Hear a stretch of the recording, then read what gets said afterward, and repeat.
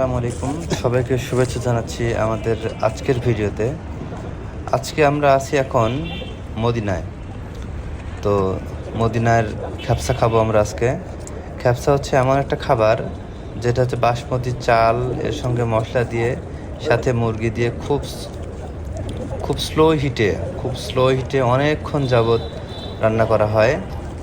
তো এটা সৌদি আরবের ট্রেডিশনাল খাবারের মধ্যে অন্যতম একটি খাবার। তো এই খাবারটা আমি আজকে মদিনার একটা রেস্টুরেন্ট থেকে নিলাম।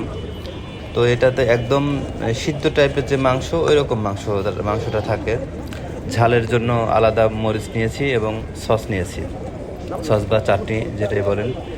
তো এটা খেতে খুব আমাদের বাংলাদেশের মানুষের টেস্ট বার্ড অনুযায়ী খেতে খুব একটা টেস্ট লাগে নাই আমার। একদম পানসে, ঝাল লবণ কিছুই নাই, এক্সট্রা মরিচ দিয়ে এবং চাটনি দিয়ে খেতে বেশ ভালো লাগছিল।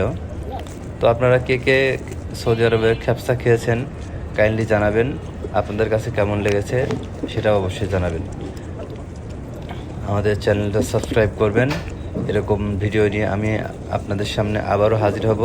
সে পর্যন্ত সবাই ভালো থাকবেন। আল্লাহ হাফিজ।